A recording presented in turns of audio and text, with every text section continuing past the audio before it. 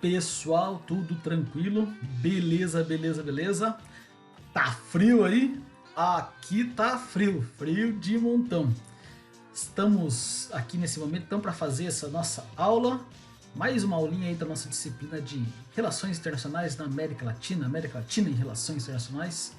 E o tema, como vocês já podem analisar aí nos nossos slides, é esse daí: Guerra Fria e ditaduras na América. Como é que isso interfere de fato nas relações internacionais? Preparados? Bora lá? Então vamos que vamos, vamos que vamos. Primeira ideia que eu quero trazer para vocês aqui é o seguinte: o que vocês têm que fazer nessa aula de número 3 da nossa disciplina? Primeiro, a gente vai refletir então nessa aula sobre o impacto da Guerra Fria e como é que isso ajuda, estimula e influencia as ditaduras na América Latina. Primeiro passo é vocês assistirem essa aula até o final, na íntegra. No final eu vou passar a nossa primeira atividade avaliativa do bimestre. Então curto até o finalzinho para a gente poder aproveitar o máximo que puder o nosso tempo, beleza? Então vai ter também um segundo texto base. Já tinha postado para vocês um primeiro texto base que fala sobre algumas ditaduras, alguns regimes militares que aconteceram na América Latina. E nesse texto base é um pouco mais curto, ele ajuda a fazer um panorama, uma contextualização sobre a Guerra Fria na América Latina, e no segundo trecho ainda sobre a influência norte-americana nas ditaduras que aconteceram aqui no Cone Sul, beleza? É um texto mais curto, como falei, mas é um texto que traz aí uma reflexão bem bacana para nossas discussões que estão presentes nessa aula. Belezinha? Muito bem. Então, antes de falarmos da Guerra Fria propriamente dito, eu terminei a aula anterior falando daquele nacionalismo, do populismo, e como é que isso acontece na América Latina, a influência dessas duas perspectivas, essas duas formas, e como é que elas foram utilizadas pelos governos aqui na América Latina. E eu acabei não falando de como é que aconteceu a Revolução Cubana, porque acho que vocês já viram isso com a professora Melissa anteriormente, né? Não vou entrar em detalhes, mas eu quero, para a gente poder contextualizar essa noção da Guerra Fria aqui na América Latina, eu acho que o movimento que ajudou a dar base, a sustentação para essa briga, para essa forma de organização diferente do que acontecia no mundo, ou melhor, pelo menos com a influência da União das Repúblicas Socialistas Soviéticas de um lado e de outro lado os norte-americanos, os Estados Unidos. Eu acho que é importante falarmos disso, até porque esse movimento que acontece e que faz eclodir essa Revolução Cubana, ele vai ser tomado como base para todos os movimentos ditos de esquerda ou contrários a esse imperialismo norte-americano na América Latina como um todo. Por isso que eu acho que para a gente falar a mesma linguagem vale a pena retomar alguns tópicos, ainda que vocês tenham visto já. Não sei se esgotaram esse conteúdo, mas acho que é legal. Então são algumas reflexões para a gente alinhar o nosso conhecimento, beleza? Não se sintam desmotivados. Puta, de novo, Revolução Cubana, mas que caralho, meu. Então não é isso, apenas vamos retomar alguns pontos aqui. Beleza, beleza? Então assim, a Revolução Cubana acontece lá, especificamente na década de 50. Cuba enfrentava uma grave crise política, econômica e social relacionada à produção do latifúndio. Havia pouca diversificação econômica, havia uma monocultura, predominantemente uma monocultura, que é a cana-de-açúcar, plantio e comercialização da cana-de-açúcar. Predominava uma dominação oligárquica e, sobretudo, uma influência norte-americana. É como se Cuba fosse aí mais um pedacinho dos Estados Unidos. E, portanto, por conta dessas crises políticas, econômicas e sociais, havia também fome em grande parte na massa de campesinos. Ora, diante disso, nós tínhamos um presidente chamado Fulgêncio Batista, e a presidência dele estava ameaçada por essa recessão que a Cuba, que essa pequena ilha caribenha estava passando. E havia também uma fuga massiva de capitais. Tudo que era produzido aqui ia para os Estados Unidos. E a economia cubana era completamente dependente e integrada ao sistema econômico dos Estados Unidos. E essa dependência e essa integração fazia com que a Cuba não conseguisse sair desse imbróglio que eles estavam vivenciando nessa crise. Ora, Fulgêncio Batista tenta então a colocar em prática algumas ações para minimizar a crise, tenta incrementar a produção, mas acaba aprofundando ainda mais a crise, fracassando, tenta fazer eleições para dar um caráter de normalidade e para dizer para o mundo, né, e sobretudo para os Estados Unidos, que a coisa está caminhando normalmente, mas a classe média é muito afetada pelo desemprego e Batista, portanto, é pressionado a renunciar. Os revoltados, os camponeses revoltados, têm um fogo à produção, tem vários estopins, vários levantes que acontecem nessa década de 50 aí, há escassez de produtos básicos e essa escassez vai atingir o seu pico mais alto em 55 e isso vai ser também mais um motivo, mais um combustível para eclodir essa revolta. E a monocultura do açúcar entra em colapso. O principal produto comercializado, a principal fonte do PIB, entra em colapso e com isso inicia-se a luta de guerrilha, liderada aí pelos revolucionários Fidel Castro e Ernesto Che Guevara, ocasionando levantes que se alastram por todo o país. Como consequência da crise, então dessa crise aninhada, mesmo que o Fulgêncio Batista tenha tentado implementar algumas reformas que não deram certo e fracassaram, qual foram as consequências? Fulgêncio Batista foge do país e há uma tentativa de golpe dos militares. Né? Nessa fuga do Fulgêncio, os militares tentam tomar o poder. Mas havia um pequeno detalhe: os revolucionários tinham ganhado as massas e, portanto, o apoio popular não estava com os militares nesse momento, mas estava com o famoso movimento de 26 de julho, liderado por Fidel Castro. E lá em 1959 acontece a vitória do movimento de 26 de julho e o início do chamado governo revolucionário. E aí que tá algumas ideias.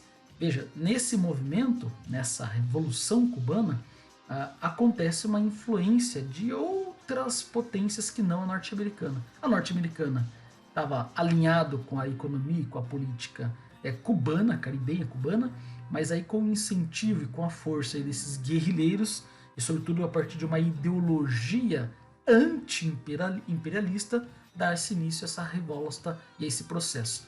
E esse movimento cubano vai interferir em uma série de movimentos na América Latina.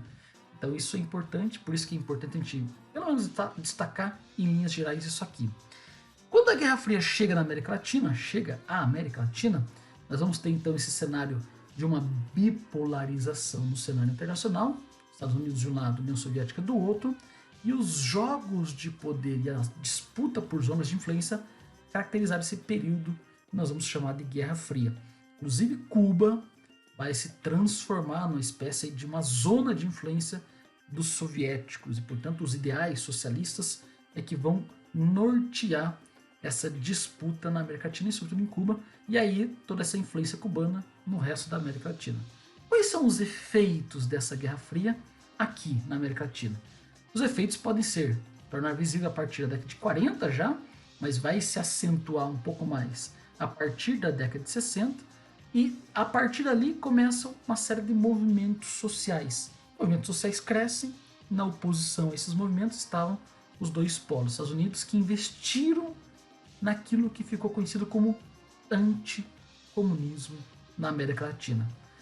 Se o sucesso da Revolução Cubana começa a ganhar força na América Latina, os Estados Unidos rapidamente tomam conta disso, se dão conta disso e começa a investir nessa luta anticomunista. A gente vai ver isso de uma maneira muito direta, né? Mesmo da década de 37, quando há o golpe militar, o primeiro golpe militar, Getúlio Vargas aqui, onde ele faz a nova Constituição e dá um golpe e se estende o seu mandato, a principal causa foi exatamente o anticomunismo e com o apoio norte-americano dessa política imperialista. Então já ali, mas isso vai se transformar em, né, vai se acentuar com o passar do tempo durante a famosa Guerra Fria. Os Estados Unidos, então, portanto, interferem de várias maneiras na América Latina. De um jeito direto, com invasões, ocupações e apoio a golpes militares, financiando os militares, e de maneira indireta, com uma propaganda massiva contra o comunismo, a serviço da democracia, valorizando o capitalismo e os ideais de um liberalismo e, portanto, fazendo essa propaganda massiva na América Latina. E nós, é claro, compramos isso e implementamos isso em nossas formas de governo. E aí é que vem a pergunta, qual é a influência dessa Revolução Cubana que a gente acabou de ver na América Latina? Aqueles movimentos, o movimento revolucionário cubano vai dar origem a novos movimentos. Então surge, durante esse período da Guerra Fria, vários movimentos em vários países, não apenas caribenhos, mas também na América Latina. E esses movimentos não só têm sucesso lá em Cuba, mas também têm sucesso em alguns países. Veja o caso de Simão Bolívar, ou ainda outras experiências que nós tivemos, e aí liderados, ou pelo menos influenciados por esses dois, Ernesto Che Guevara e Fidel Castro. Mas a história não foi a mesma, e esses movimentos foram barrados quase que completamente, né? Se não completamente, pelo menos momentaneamente, na década de 60. Porque esses movimentos sociais falham em organizar as massas e os Estados Unidos se aproveita disso e nessa política imperialista acaba incentivando os regimes militares.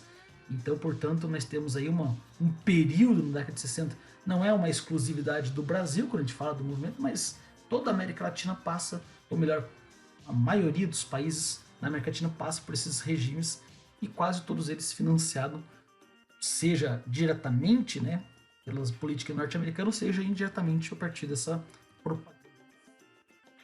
Como é que funcionam então esses regimes militares na América Latina durante esse período?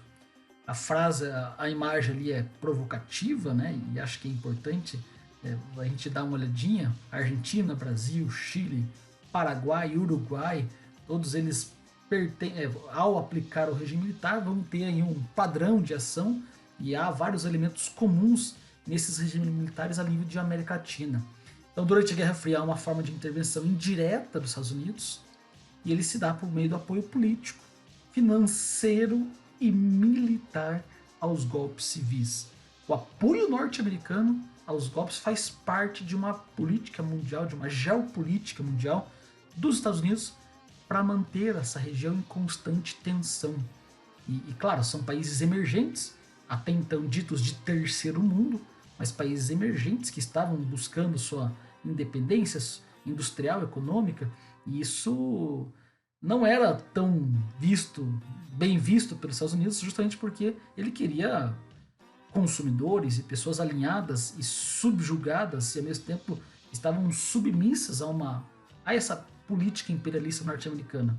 E os golpes de Estado, portanto, foram calcados na ideia de um anticomunismo, de um suposto perigo vermelho, representado por partidos, organizações, indivíduos e movimentos sociais que questionavam esse regime. Tranquilo mais ou menos? Falei rapidão aqui, joguei uma série de informações para que vocês possam ir pensando, analisando. E é claro que essas informações vão se assentando quando vocês forem lendo os textos básicos que eu separei para vocês. Joga as ideias, problematiza aqui e aí vocês fazendo a leitura, a coisa vai ficando um pouco mais clara. Beleza? E aí nós temos, e o primeiro texto básico que eu passei lá na semana passada já falava e versava, né, sobre isso. Falava lá sobre o golpe militar no Peru, na Argentina, no Uruguai, no Chile, e acho que é importante que vocês se acerquem disso. Há várias características singulares, e aí eu vou me deter sobre essas características singulares com um pouco mais de atenção na próxima aula, mas de antemão, para forçar vocês a lerem o texto e se acercarem disso, acho que é importante vocês perceberem aí com o texto base os golpes militares aqui no Cone Sul. E aí que nós temos nossa atividade do bimestre. Eu espero que vocês consigam fazer com atenção e ao mesmo tempo, né, com um certo prazer de leitura desses temas.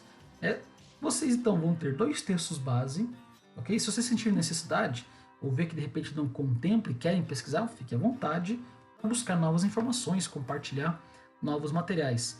Mas basicamente ler os 2 textos básicos, um é um pouquinho mais extenso, o outro um pouquinho mais curto. Um lá, o Ditadores Militares e o Governo Civil, vai pontuando de maneira um pouco, com detalhes um pouco mais elaborado em cada ditadura, no Cone Sul sobretudo.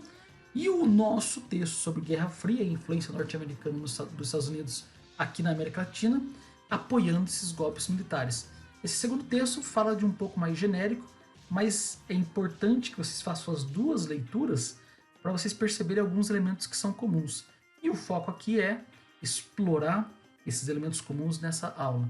E aí o que vocês vão precisar fazer?